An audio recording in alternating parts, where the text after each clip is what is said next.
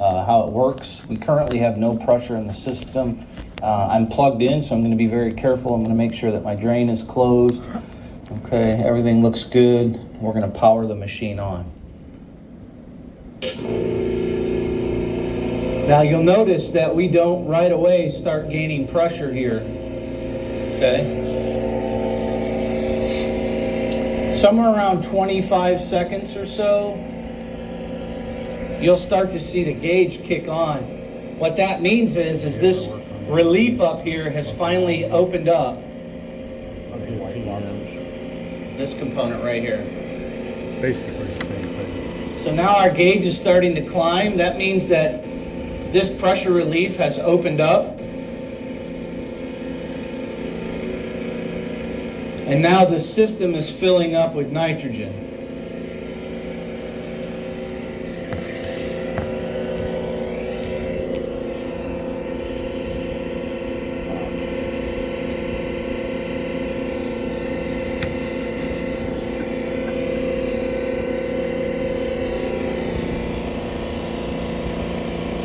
All right, so now we're in the green zone, and we're not going to climb anymore because we've hit our 80 to 85 psi, but the system is still running because we've not reached our 120 psi. But here in about 10 seconds or so, the machine's going to kick off, and when it does, you'll hear that loud purging sound. Basically just like the ones we've already messed around with.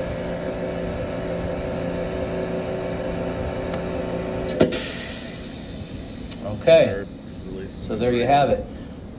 So the compressor kicked off, the solenoid valve opened back up and is relieving the nitrogen, or sorry, the oxygen out of the N2 separator here. Okay. All right, so let's talk about a couple troubleshooting issues. So one of the nice things about this machine is, and by the way, that took probably about 90 seconds or so to go from completely empty to 120 psi in the system. Okay.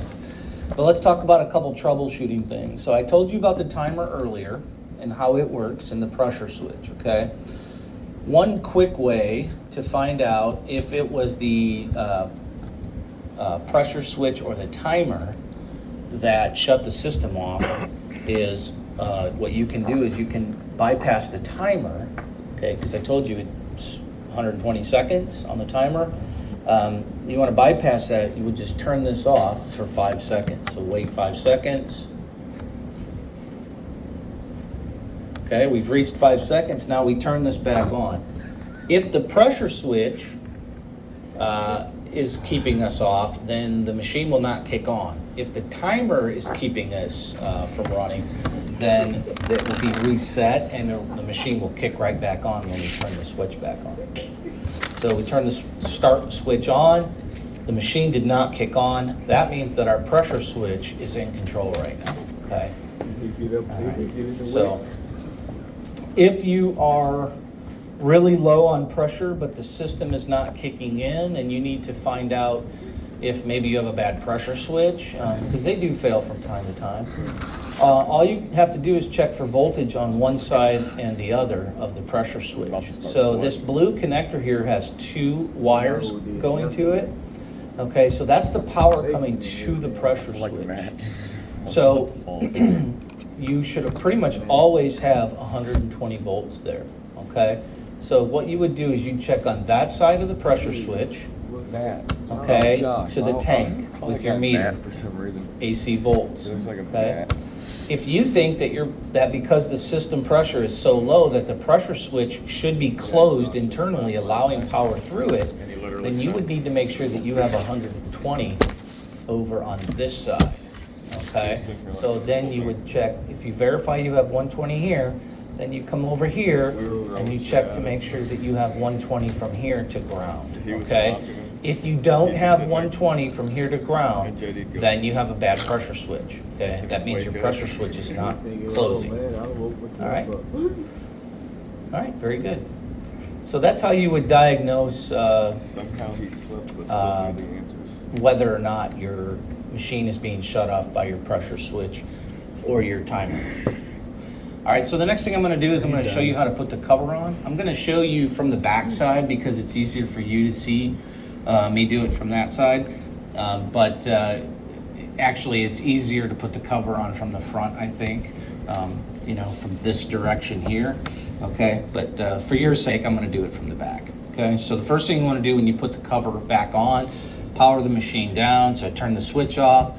I've already unplugged the machine, and now I'm gonna get my cover.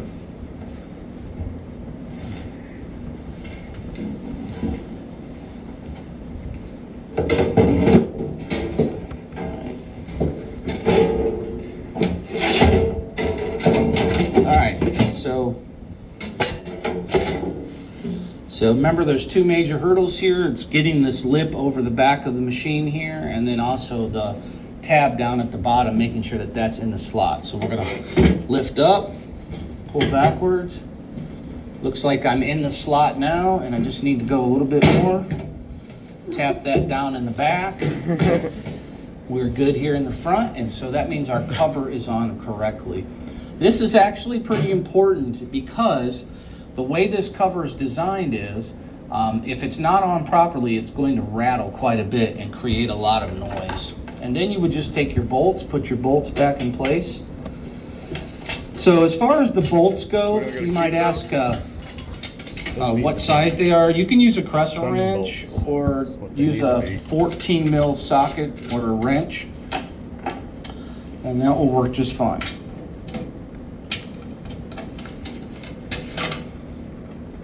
All right, so anyway, I'm going to tighten up my bolts, and that'll be it. So that's how you get your cover on. It's very good to make sure that when you do a service call that you put this cover back on correctly, okay? Because if you don't put it on correctly, then you're going to be getting called back for a very loud rattling machine, and you don't want that. It doesn't look good for